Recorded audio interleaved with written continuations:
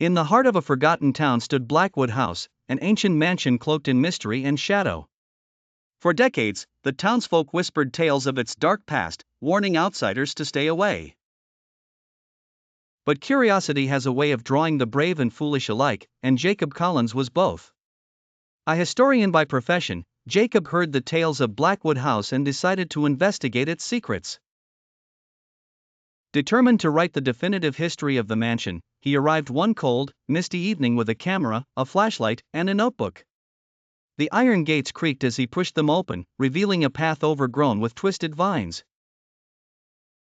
The atmosphere grew heavier with each step, the air thick with an indescribable tension. As he reached the massive oak doors, a sense of dread washed over him, but he shook it off and entered.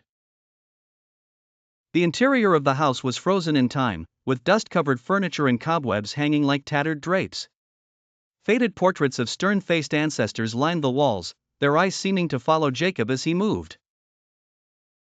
He began his exploration, his flashlight beam cutting through the darkness. In the library, he found old diaries and letters, telling stories of madness and despair.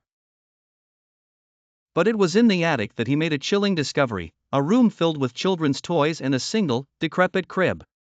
As Jacob approached the crib, a cold wind swept through the room, and he heard the faint sound of a lullaby. Heart pounding, he turned to leave, only to find the door had slammed shut. Panic set in. He fumbled with the doorknob, but it wouldn't budge.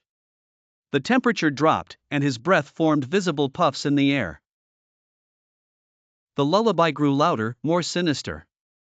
Jacob turned to face the room again and saw a figure standing by the crib, a woman in a tattered white dress, her eyes hollow and haunting. She began to speak, her voice echoing in the confined space. "Leave this place," she whispered, "or be forever lost." Trembling, Jacob tried once more to open the door. This time it gave way, and he stumbled down the attic stairs. But the house wasn't done with him yet. As he reached the bottom, the entire mansion seemed to come alive. Shadows danced on the walls, whispers filled the air, and phantom hands reached out to grasp him. In a final, desperate bid for freedom, Jacob ran towards the exit. The heavy doors swung open as if by some unseen force, and he burst into the cold night. As he caught his breath, he glanced back at Blackwood House. The figure of the woman stood in the window, watching him with those haunting, hollow eyes. Jacob fled the town, his notes abandoned, his camera forgotten.